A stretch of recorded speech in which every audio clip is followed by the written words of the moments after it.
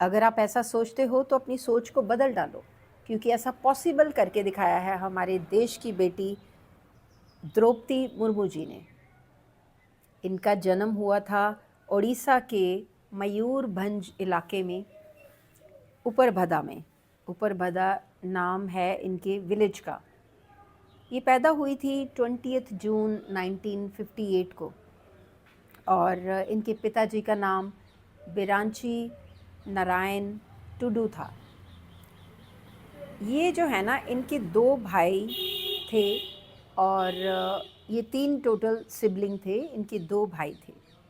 इनके पिताजी अपने गांव के प्रधान थे। इनकी जो दादाजी थे वो भी गांव के प्रधान थे, सरपंच भी कहा जाता है। और ये टैक्स जो है वो कलेक्ट करते थे। अंग्रेज़ों के टाइम इनके दादाजी टैक्स कलेक्ट करते थे। तो क्या हुआ कि इन्होंने जो है पढ़ना शुरू कर दिया, स्कूल में पढ़ाई शुरू कर दी।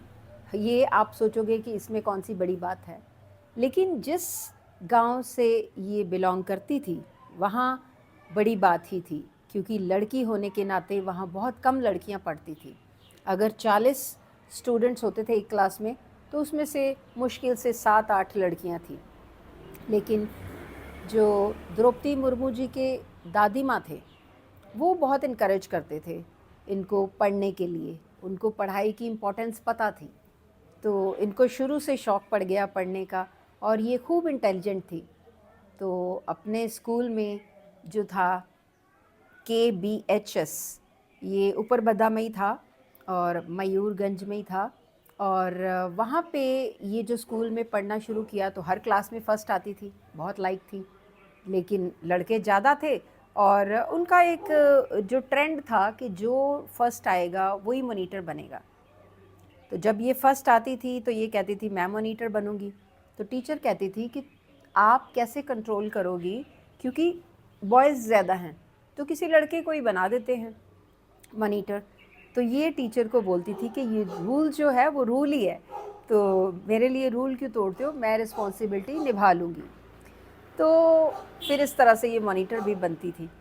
और फिर इसके बाद इनके जो पिताजी ने इनको भुवनेश्वर में रामा देवी कॉलेज में भेज दिया।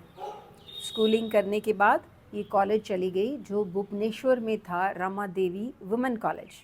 वहाँ इन्होंने अपनी ग्रेजुएशन की, BA arts, bachelor of arts की डिग्री हासिल की।